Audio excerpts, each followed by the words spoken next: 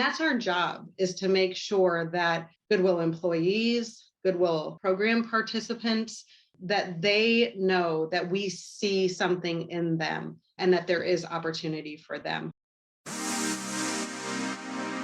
Welcome to Agency for Change, a podcast from KidGlov that brings you the stories of changemakers who are actively working to improve our communities. In every episode, we'll meet with people who are making a lasting impact in the places we call home.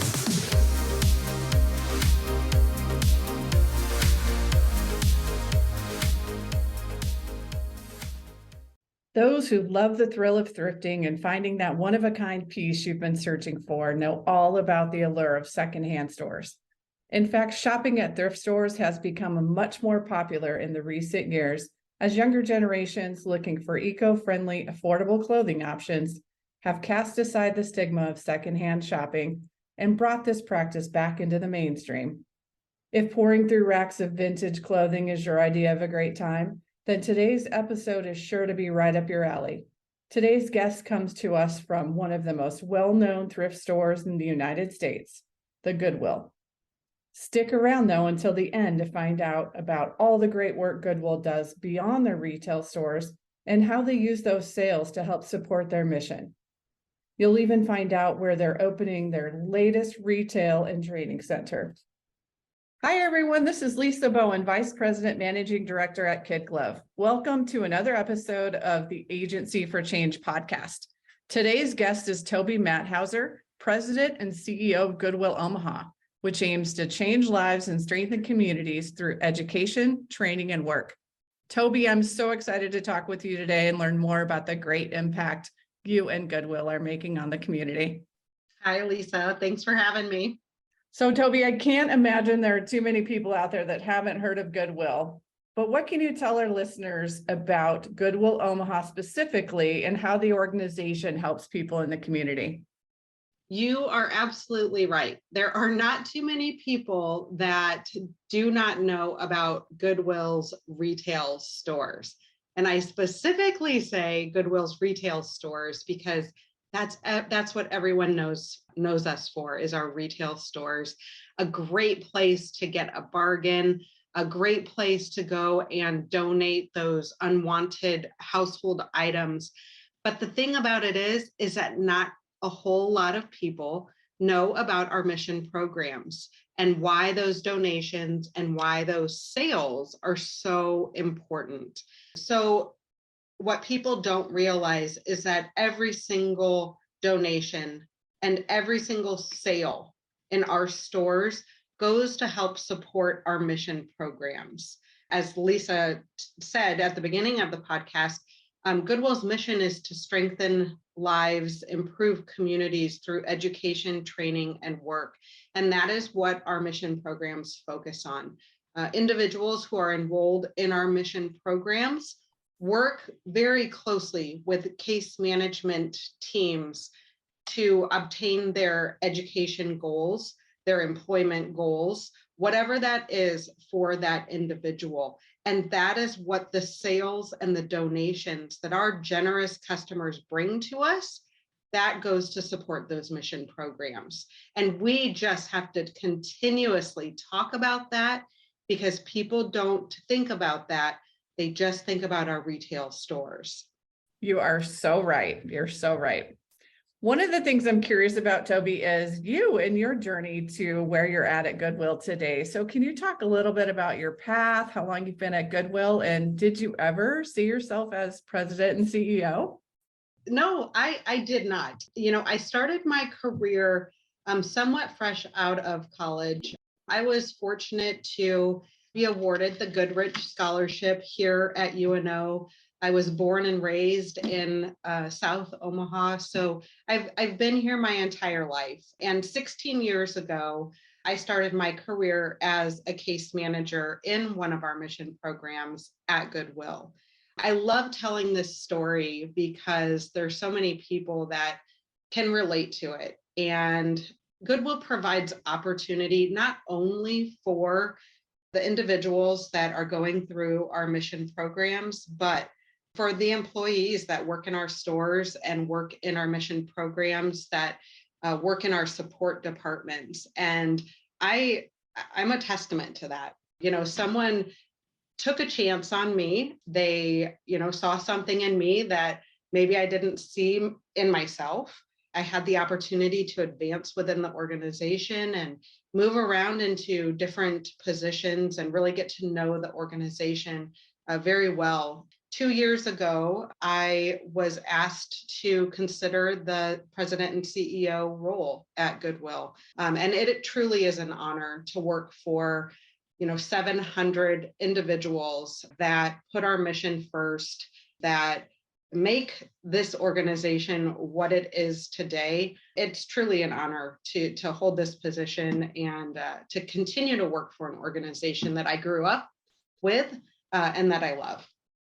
That's awesome. You provide so much insight that no one else probably could, having, worked your way up in the ranks. So I think that's awesome. And that's why you're such a great leader for Goodwill. Yeah.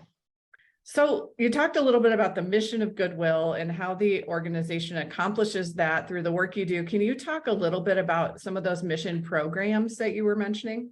Yeah, sure. So we're on our mission to grow the programs that we have, and to maybe even look at some additional programs that are new, something that Goodwill has never done before. To be quite honest with you, with the unemployment rate being as low as it is and employers needing employees so badly, it has really caused us to relook at the services and the programs that we provide.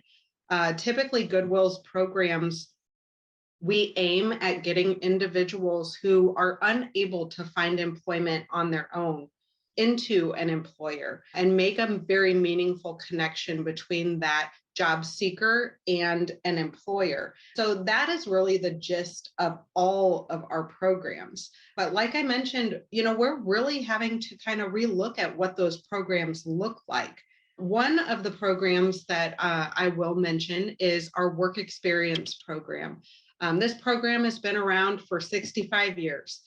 Goodwill has been in Omaha for almost 90 years. And if this doesn't speak to the fact that not a lot of people know about our mission programs, this is a perfect example. This program has been around for 65 years, and unfortunately, not a whole heck of a lot of people know about it. But within our work experience program, we work with dozens of school districts around the Omaha area. We work with students that are enrolled in special education courses. They spend half of their day with us in our stores, earning a paycheck, learning those job readiness skills, working very closely with a work experience trainer who is able to coach them on some of those job readiness skills in a real life work environment.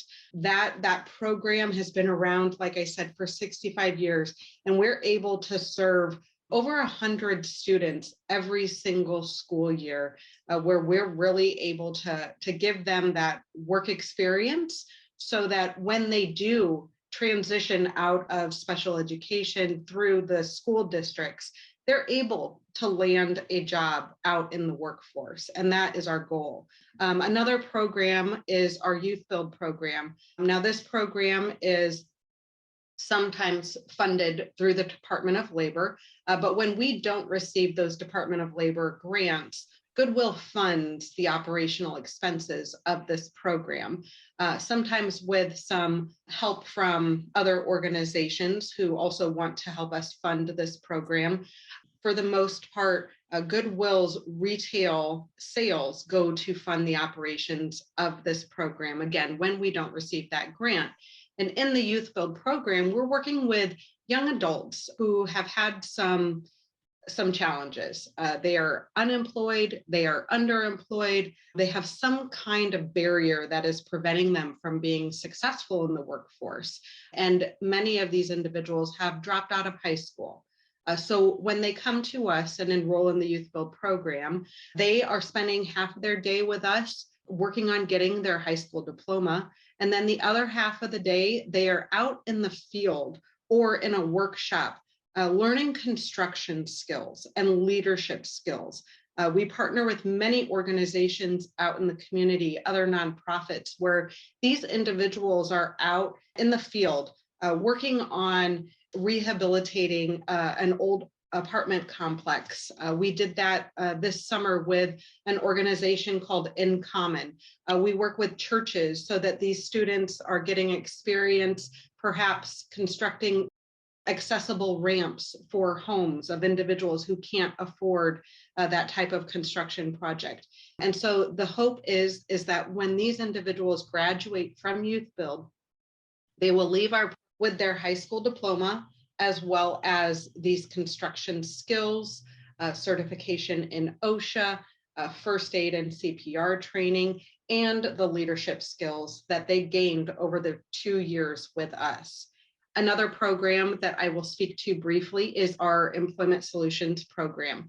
And this is a program that is available to absolutely anyone in the community.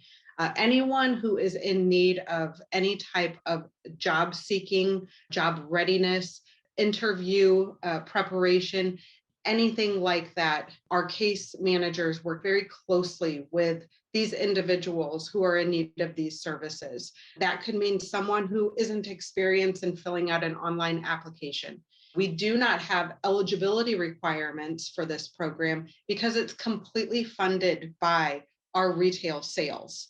The donations that are made in our stores and those sales that are made in our stores are going to fund the services that individuals receive through Employment Solutions from our case managers. And the last program that I'll mention is our Ability One programs. This is another program that has been around for 30 plus years. And we employ individuals who have disabilities that are preventing them from being successful in the workforce.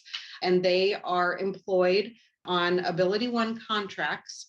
These are contracts that are set aside by the federal government. They're service contracts, and they are specifically for individuals with disabilities. So 75% of the hours worked on these federal contracts are done so by people with disabilities. We have approximately 130 employees that are employed on these contracts. And like I said, 75% of the hours worked on these contracts are done so by people with disabilities. Some of the locations of these contracts include Offutt Air Force Base, where we have a custodial contract and a postal contract, the Zorinsky Federal Building, where we have a custodial contract, and then the Denny Federal Building in Lincoln, where we also have a custodial contract. And the wonderful thing about these federal contracts is that individuals are getting paid. Starting in January, individuals will be getting paid the wage determination rate, which is set by the federal government at $15 an hour. So it is a wonderful, supportive environment where an individual can get a very nice paycheck, but also find success in the workforce with that supportive team environment that we have on these Ability One contracts. Wow, that's all I can say. That's amazing work that you guys are doing. That I'm really happy to help you share that, because you're right. So many people know you for retail, but not all of this great work. The other thing I really appreciate is that you guys are out there helping people get experience, because we know that if you don't have experience, it's hard to find a job. And that's the first thing people ask. So the fact that you're providing that hands-on experience and training is invaluable. And I think, if I'm correct, I saw on your website, you guys have helped over 2,700 people with employment services this past year. So that's amazing. Yes, amazing. It is. It's our case management team, our support departments, even those in our retail stores, they provide the support that is needed for individuals to be successful. And I can't say it enough. Our goal is to help people find success in the workforce, and that looks different for everyone. But our entire organization, all 700 employees, are so focused on our mission that you will see that and you'll feel that no matter where you are in the organization. And we have typically served about 2,700 individuals for the last couple of years. We did experience a little bit of a dip, as you can imagine, during the pandemic, but we've bounced back, and we're hoping to nearly double the amount of individuals that we are able to serve with the opening of our new South Omaha location. I'm so excited, and it can't come soon enough to open this new retail store and training center, hopefully by the end of this year, early January 2023.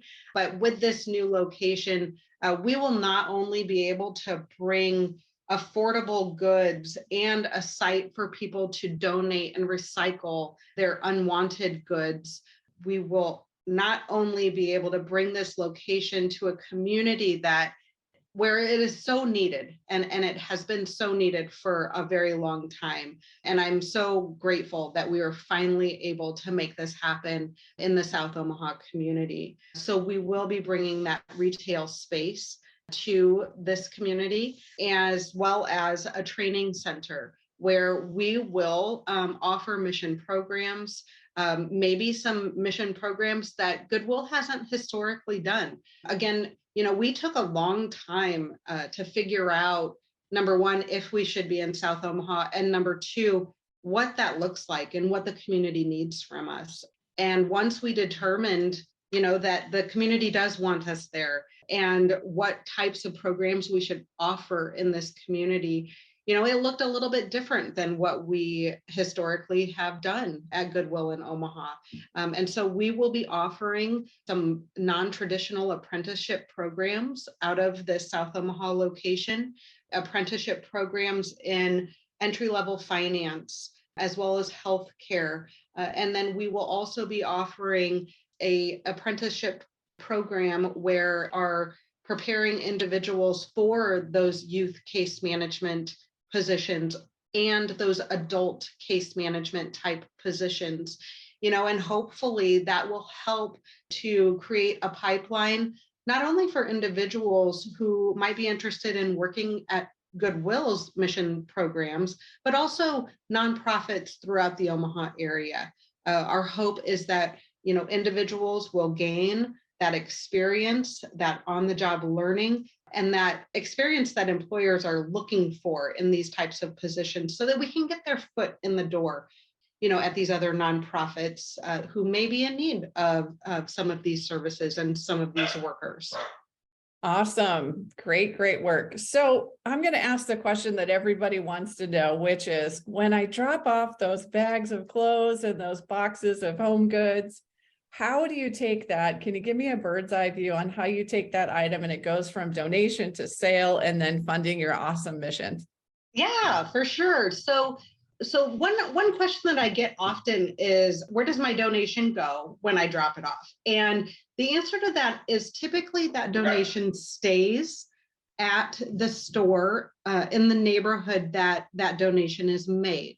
There are other stores that can't support themselves. So we have to take donations from locations that are maybe in more affluent neighborhoods and take those donations to help feed other stores that maybe don't have the donation support that is needed in other communities and in other neighborhoods. But for the most part, when you drop off a donation at one store, it will typically be sold in that store. After the donation goes through what we call its life cycle, which I think is about 4 or 5 weeks in a store, it is then taken back to our retail operations center. Our retail operations center is located on 72nd and F. A lot of people just see the storefront, which is our retail outlet store, where those items are then sold by the pound. But what people don't see is this huge warehouse in back of our retail outlet. It is nearly 90,000 square feet of warehouse space, where we are able to support those excess donations. This is where we store holiday donations so that we can put them out seasonally. This is a huge operation. It's where all of our fleet goes to pick up these extra donations and deliver out to the stores. We also run a very large recycling operation out of this warehouse. So those, what we call aftermarket, when an item does not sell in a store and then it does not sell by the pound, we are then working very, very hard to secure vendors where we can recycle the items that do not sell. A lot of times the example that I give is if you have an unmatched shoe, donate it. It's okay. We will recycle that shoe. Obviously, it's most likely not going to sell in our stores, but we will recycle that shoe. And we work with a ton of vendors to recycle different things: shoes, belts, soft lines, purses, all of those items that don't sell in our stores, so that we can keep those items out of our landfills. That's awesome. Sometimes I feel guilty for throwing stuff like that unmatched shoe in there. Now I feel better about that. Yes. Awesome. We talked a lot about expansion of programming. Is there anything else that you didn't mention through the South Omaha location that you want to mention as far as expansion of your mission goes? Yeah, it might be a little bit of a stretch as far as expansion of our mission, but one thing I will say, which is very important, as we were doing focus groups over the last year, talking with and listening to the South Omaha community, one thing that we heard is that there wasn't a whole lot of community meeting space available. And so I would like to mention that so that other nonprofits and other organizations in that community or in other communities who maybe want to bring a presence to South Omaha know that we do have that space available. We have 2 very large conference rooms up at the front of our South Omaha location with a retractable wall. We would love to host networking events or chamber meetings at this location. It's a wonderful location. There's wonderful space at this location and wonderful parking at this location. So that's one thing that I would really like for the community to know. We also will have a career lab that is available to, again, anyone who is in need of services that Goodwill can provide. So again, no eligibility requirements. This is funded by Goodwill retail sales. And so we don't have eligibility requirements that maybe other programs where funding is received from other places might have. We're able to serve absolutely anyone who is in need of those job readiness and employment placement services out of this location as well. Awesome. So we talked a little bit about how your business model just helps with sustainability by keeping things out of the landfill. And according to your annual report, it was 3 billion pounds in 2021, which is amazing. Can you share any other ways that Goodwill is practicing sustainability? Yeah, well, I think that we like to kind of pride ourselves on being the original recycler. So, for nearly 90 years, the items that individuals are donating to us, we're helping to keep those things out of the landfills. And so I really want people to know and understand that when they make a donation, we do everything that we can to try and sell that item at a reasonable price so that we can support our mission programs. But if it doesn't sell in our stores, our efforts continue in that aftermarket arena to try and get those items into recyclers' hands so that we are avoiding those items going into the landfills. Awesome. So one of the goals of our podcast, Toby, is to put a megaphone in front of those people that are doing great work. And that means that we want to give you an opportunity to get the word out about the great things you're doing, which you've done plenty of already today, and also address any misconceptions about your organization. What do you think? Let's talk first about the best kept secret about Goodwill, and then we'll talk about the biggest misconception.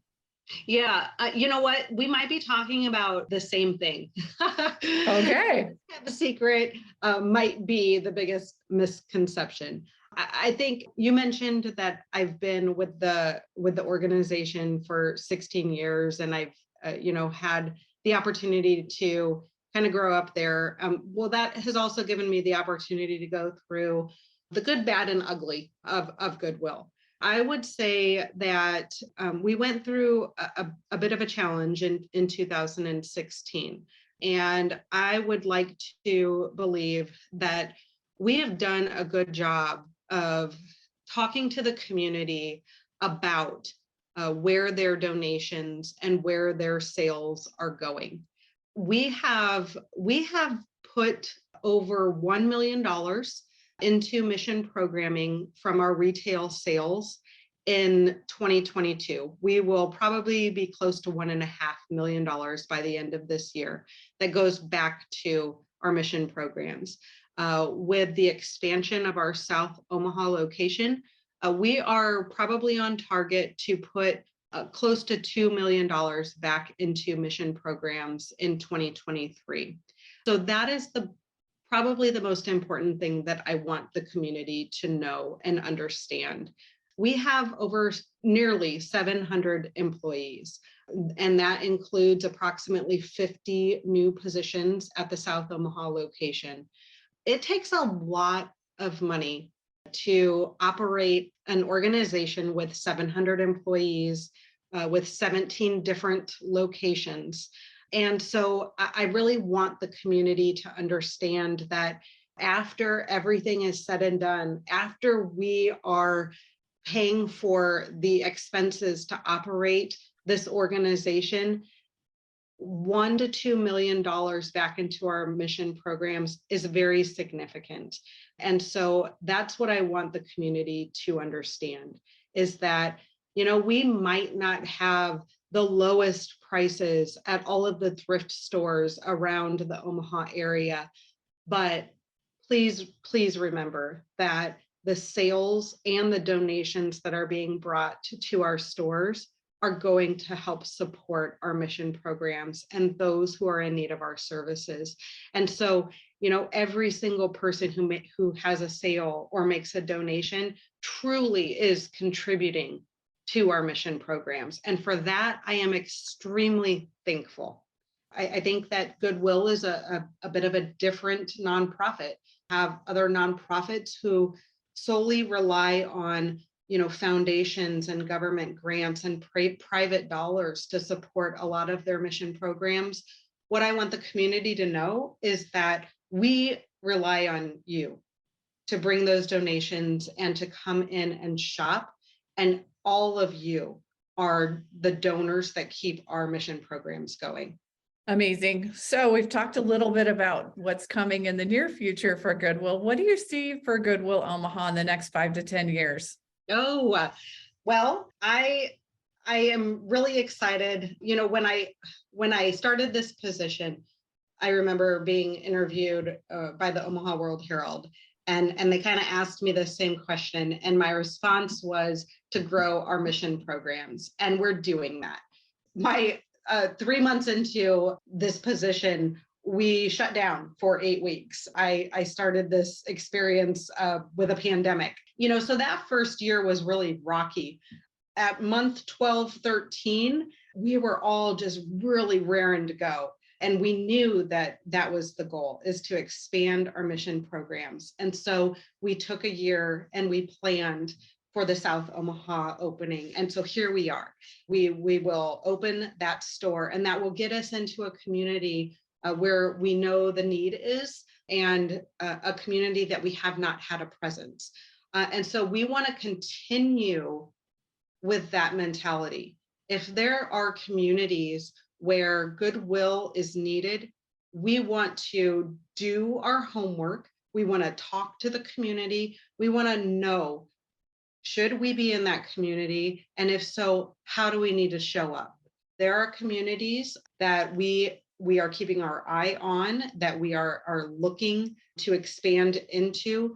But again, we don't want to just bulldoze our way into those communities. We actually want to work with the community and make sure that it's a good fit and that we are wanted in those communities. And so I would say in general, mission programming expansion is on the horizon for the next 5 to 10 years.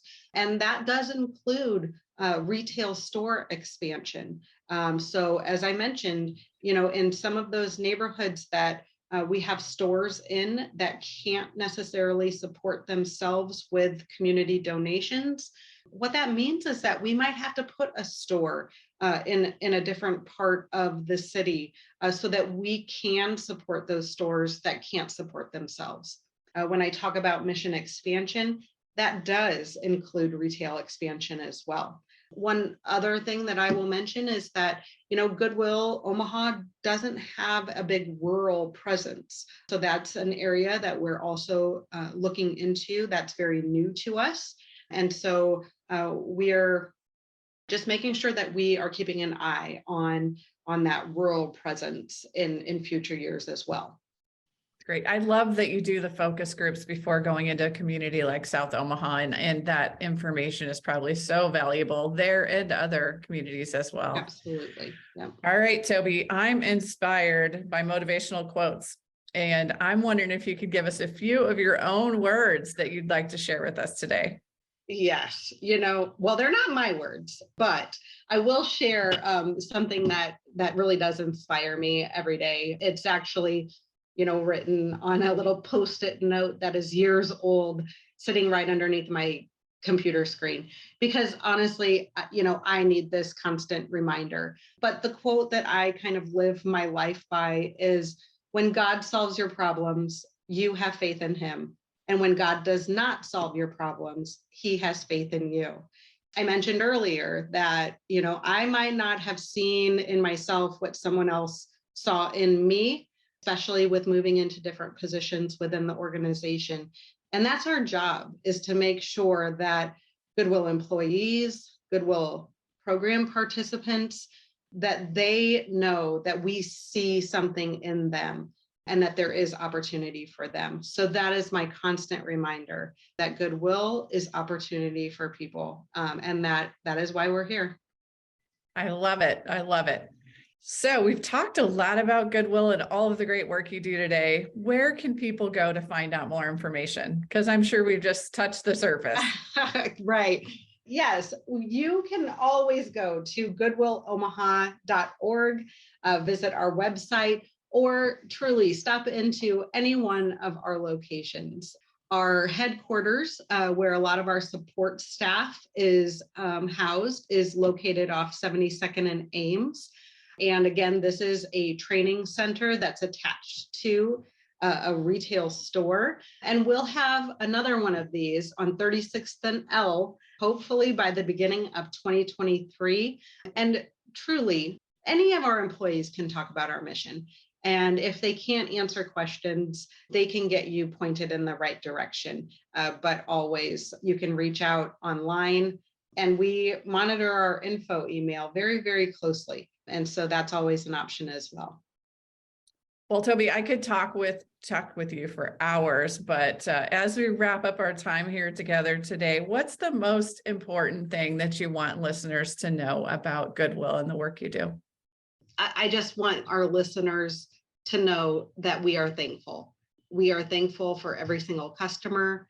We are thankful for every single employee. We're thankful for individuals who choose us. We know that employees can go a lot of different places. We know that customers can go a lot of different places. And so I just want to say thank you. Thank you for choosing Goodwill. And we hope to continue to make you proud of donating and shopping, working for us, and being a part of our programs. Awesome. Well, I cleaned out some closets this weekend, so I have some donations I'm going to drop off very soon to a store near me. Tobi, thank you so much for taking time today. You are truly inspirational, the work you do and the path that you've taken to get where you are at Goodwill. I really appreciate you taking time to share more information with us. Thanks, Lisa. It was a pleasure. We hope you enjoyed today's Agency for Change podcast. To hear all our interviews with those who are making a positive change in our communities, or to nominate a changemaker you'd love to hear from, visit KidGlov.com at KIDGLOV.com to get in touch. As always, if you like what you've heard today, be sure to rate, review, subscribe, and share. Thanks for listening, and we'll see you next time.